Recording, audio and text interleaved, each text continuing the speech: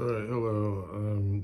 Just taking a break from videos because I'm tired. But I want to talk about what's happening with Iran and Israel and the MAGA movement and America and Europe and the rest of the world where they grow bananas and cocoa and corn. I was joking. Yeah, so I'm reading this book. I'm trying to catch up on old books that I haven't been able to catch up on, and then I have also one called Freedom's Forge, which is about um, it's about how the industrial people, like the car manufacturers, they helped build things for the war, World War II, World War One, and World War Two. This cover's a little better. So get the noses. Look at that. Anyway, so we're not too far into this book, but it's going to be interesting because now this is one of those rambling things you probably already clicked off because I haven't said anything in like a minute and a half, but that's fine. I just want one subscriber. I think I have to round up to 580. We're somewhere around there. We need to round it up. So if you could follow, that'd be cool. So I was really not in down with the whole, Israel start something. And I'm taking the words have been formatted for me now, but at the time I had my own words, which is like I'm not down with this Israel thing. It's like obviously they're starting something that they can't, and they want us to finish it. And people have been saying that like, look, if you start it, you finish it. You break it, you buy it. That kind of thing. And of course, they know Trump has a lot of connections to Israel, Jewish people, large billionaire donors, all that kind of stuff. Not all of them. Um, Stephen Miller, I don't think I've heard him say much about Israel. He's focusing on the border, and one of the premises is that this is a big distraction from what domestically we need to be doing. So that was the sentiment I had. Is like, this is not cool. It's like they did it to us. They did it again. They got us to do something we don't want to do, and it's pretty obvious.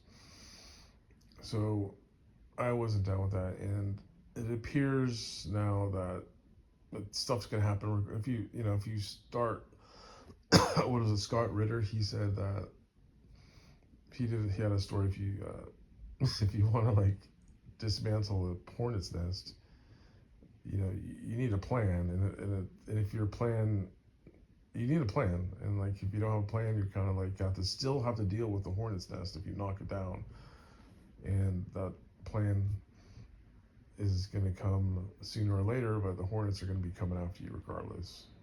So that's what Israel is causing its own trouble. Maybe I see what they want to do. They want to eliminate all their competitors, all the people who, and then. But I feel like stability is worth it to me as an American over, safety of Israel. Sorry, Israel. But honestly, the Middle East has been a thorn in our sides forever.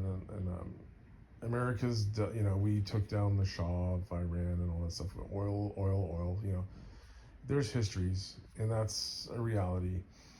But right now, could we just not topple a government and cause more trouble for ourselves, Israel aside?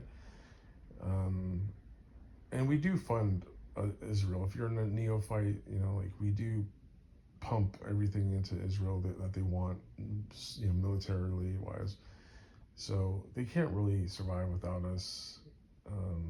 They'll have to find someone else to support their way. And then the whole evangel. I'm just giving it quickly because it's getting like my points have to come out faster. So the evangelicals, they seem to have a biblical necessity to support Israel, and I've combated that a long time ago when I realized I kind of asked the question one time ago: why does Israel have to be destroyed for religious Christian success? Why does that have to be? And I just don't think, it's a evangelical, it's a Protestant thing too. I don't know, but it seems to be unnecessary to me. We got to decouple from that. And Ted Cruz was interviewed by um, Tucker Carlson, and he asked him about that. He's like, "What?" I was honest. Ted Cruz was honest and said, "Look, my religion. I was brought up to believe that Israel has to be defended or supported by Christians, all that stuff." And anyway, we don't want this. I heard that Steve Bannon had lunch with Trump. I also heard there was up to 90% against the war on the Republican side of things, and I also heard that kind of aligns with every American, regardless of political stance. They're still the hornet's nest has already been kicked. That's why I was so annoyed a few days ago when Israel did that, because they just know we can't just walk away from this stuff. There is a point where, our best ally, I think more and more people are realizing this is not true, but we also maybe don't want Israel to be totally destroyed, because then they might come back to America or something like that. I mean, they have the dual citizenship. That's got to stop too. You're for us and for others, and you're going to pick Israel over us. We know this because of the design of the religion. And I do understand the psychology of being, genocided, gassed up and stuff. And, I read those books. You've seen those pictures. World.war. Shout out to World.war people who've seen the black and white from the 70s. Holy Toledo, the bulldozer moment when they were showing that stuff. I mean, and the horror of the German people, what they had to do, how it happened to them after the Russians came in. This is our history, and I don't forget the Japanese for capturing American pilots and cutting off their balls and shoving them in their mouths when they captured a pilot in the Pacific Wars too. That was a thing. I think that was in that show, The Pacific. I think, but I read and also heard personal stories from military archives about that. So let's not, people can be brutal. Let's be real. But we don't need this war. And my point was that I do have some sympathy for Israel and Jews, that they say never again. It's like they're damaged. They're just like they're a beat dog, and they're gonna bite at anything that's gonna get near them. They've been fighting their way through this land. But it's just too much. It's just too much. We don't want it. You can do.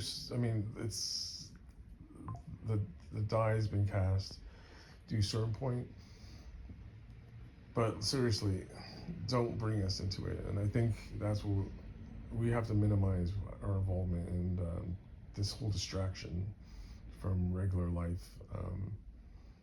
But it's real to many people out there. I understand that. But like in this book title, like I don't know if I'm like 100% for Islam coming into Europe, and I'm glad there's low numbers in America, because this book is telling me that we fought hard to survive as Western nations, Western thought. The Roman Empire, up until the modern era, we had to fight against these other faiths, and it's not without precedent that we're having conflicts with other religions. But in this case, we don't need to mess with, kick that hornet's nest that is Iran. I mean, things are going to happen anyway, but that's my thoughts on it, and I'm just recording this moment in time. Yeah, what do you think?